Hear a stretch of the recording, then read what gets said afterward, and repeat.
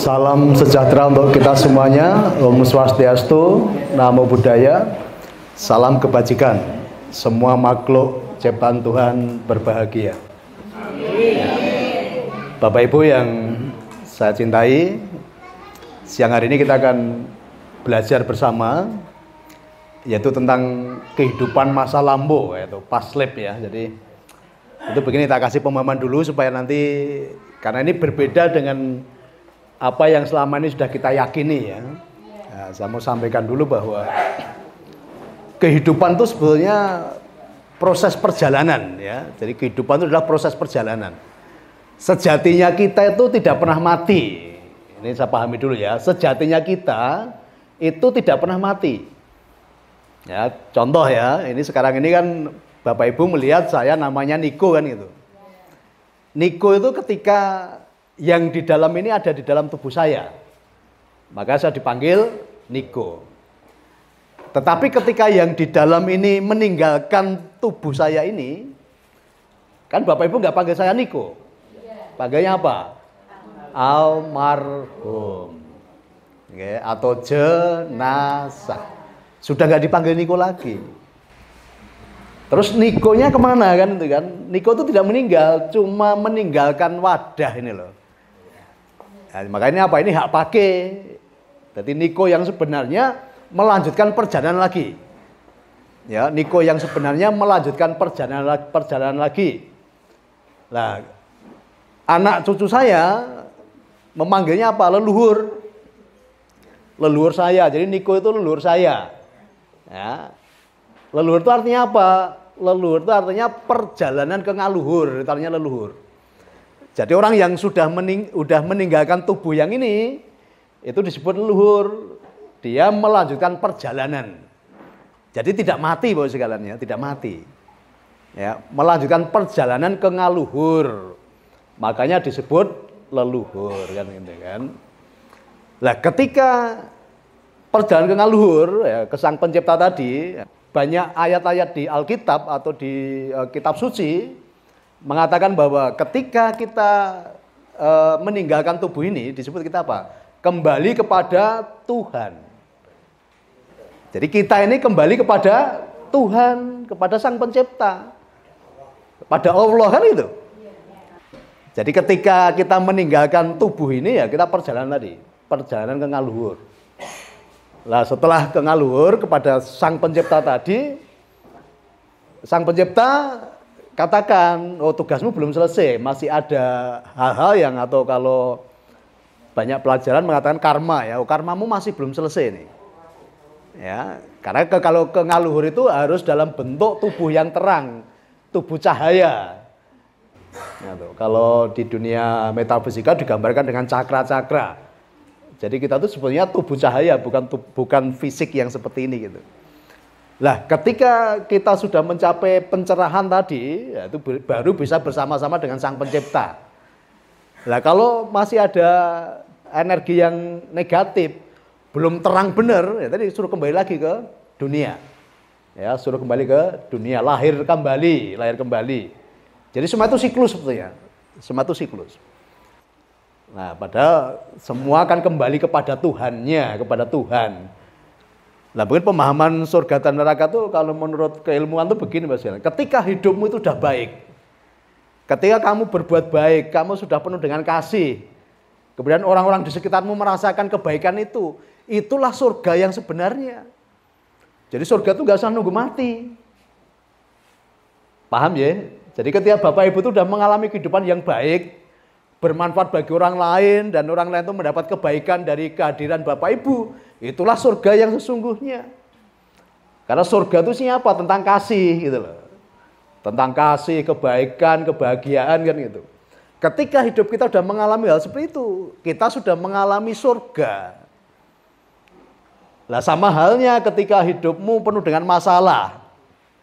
Ya, hidupmu penuh dengan penderitaan. Hidupmu penuh dengan carut marut. Itulah neraka yang sesungguhnya. Tidak usah nunggu mati. Kan gitu.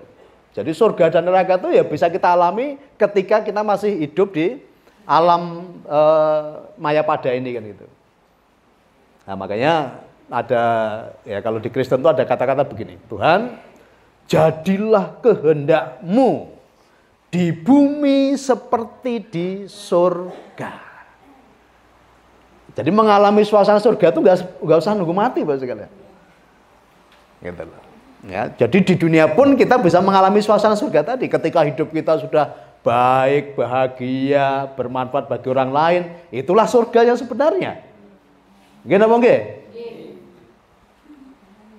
Tetapi ketika hidupmu penuh dengan masalah, penuh dengan penderitaan, lah itulah neraka yang sesungguhnya. Jadi tidak perlu nunggu mati. Karena kalau mati tadi perjalanan, nanti kalau kita masih belum terang, ya, belum satu frekuensi dengan sinar terang ilahi tadi, nanti akan kembali lagi ke dunia. Nah, ini banyak penelitian. Nanti akan ada Mbak Dwi yang pernah mendalami ilmu ini dan pernah mengetahui kehidupan masa lampaunya dia itu siapa gitu. Ya, saya pun juga pernah. Jadi saya pun tahu kehidupan masa lampau saya itu siapa kan itu. Nah, itu ada pengaruhnya dengan kehidupan Anda sekarang ini. Ya, contoh ya. Ketika hidup kita di masa lampau ya, misalnya waktu itu kita kan nggak ngerti ya. Kita katalah dulu pernah bunuh orang, kita dulu pernah menyakiti banyak orang kan gitu.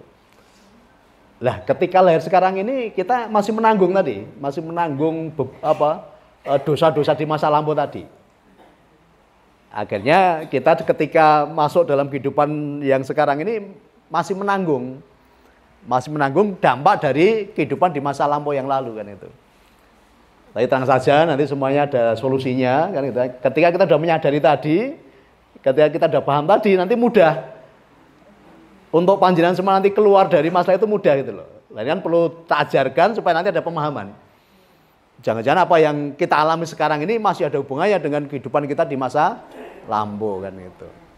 Jadi ini memang sangat berbeda dengan apa yang sudah selama ini kita yakini gitu loh ya, yang pernah diajarkan pada kita. Nah, saya pun juga, saya ini orang spiritual juga, bukan berarti saya nggak punya agama, enggak. Saya ini punya agama, saya ini orang spiritual.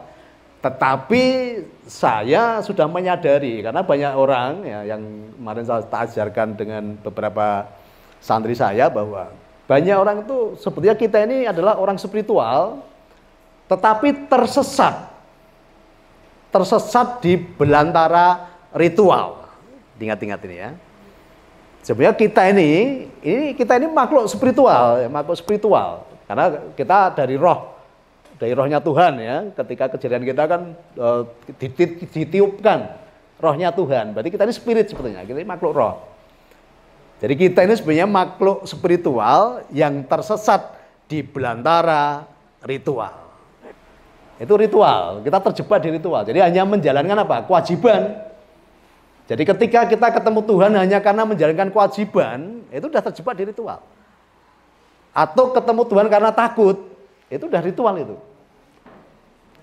Akhirnya banyak orang nggak pernah ketemu spiritnya, nggak pernah ketemu Tuhannya gitu loh. Nah, sementara kalau kita ini orang spiritual, Tuhan itu ternyata bisa kita temui kapanpun, dimanapun, dalam kondisi apapun. Jadi ketemu Tuhan itu sehari bisa berkali-kali Bapak sekalian. Nah, saya banyak orang ketemu Tuhan hanya jam-jam tertentu. Padahal Tuhan tadi bisa ditemui kapanpun, dimanapun, dalam kondisi apapun. Nah, dari spiritual seperti itu, tidak terjebak di ritual. Bahkan yang 2 jam 3 pagi itu kenapa tak kasih jam 3 pagi? Untuk latihan sebetulnya, itu untuk latihan. Tapi jangan dijadikan ritual gitu loh. Roh kita yang ketemu Tuhan itu roh kita, spirit kita yang ketemu Tuhan, bukan fisik kita. Ya, kayak mengatakan apa? Ini yang paling benar, ritualmu yang paling benar, ritualmu salah. Gimana apa nggih? Ngakimi, bahkan harus diserang, harus dibakar. Kenapa ritualnya ra padha? Gitu. Kono kafir ya itu kan. Nah, justru ketika menganggap dia yang paling benar, justru dia itu tidak benar. Orang yang menganggap bahwa ritualnya yang paling benar, justru dialah yang paling tidak benar. Jiwanya nanti bagus.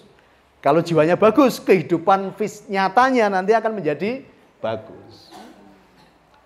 Maka kalau tak ringkas apa? Ketika hubunganmu dengan Tuhan sudah baik, ya, Ketika kamu sudah punya hubungan baik dengan Tuhan, semua kehidupanmu pasti menjadi baik. Ini kita tidak bicara doktrin, kalau doktrin nanti beda-beda. Kalau doktrin, ritual nanti beda-beda. Kita akan bicara secara keilmuan sekarang. Kita akan bicara secara keilmuan kan itu. Nah, kebetulan saya mendalami keilmuan namanya metafisika. Jadi metafisika itu ilmu pasti sama fisika-fisika umum itu. Cuma ini meta itu waktu itu yang diajarkan masih fisika-fisika terapan ya. Zamannya Einstein itu fisika terapan, hukum gravitasi dan lain-lain. Nah, yang meta waktu itu belum sempat diajarkan ya, karena ini sesuatu yang tadi masih sifatnya itu ya perlu waktu yang panjang. Jadi sekarang di dunia modern ini sudah mulai dimunculkan lagi, dan ternyata membawa dampak yang sangat baik kepada banyak orang. Jadi orang-orang yang sudah mendalami metafisika ini nggak ada hubungannya dengan agama ternyata gitu loh. Karena ini langsung ke intinya. Ya, ini mempelajari tentang energi penciptaan, ya, kejadian penciptaan, ya, ada teori Big Bang dan lain-lain kan itu. Dan ketika itu dipraktekkan justru bisa mengubah kehidupan banyak orang. Cukup sekian dulu, nanti Mbak Dwi akan menerangkan tentang kehidupan masa lampau atau past life, ya, ini berhubungan tadi ya, nanti supaya kehidupan kita ke depan nanti yang sudah kita alami sekarang dan nanti setelah kita meninggalkan tubuh ini pun nanti perjalanan kita itu menjadi baik ya. Kita menjadi manusia-manusia terang tadi.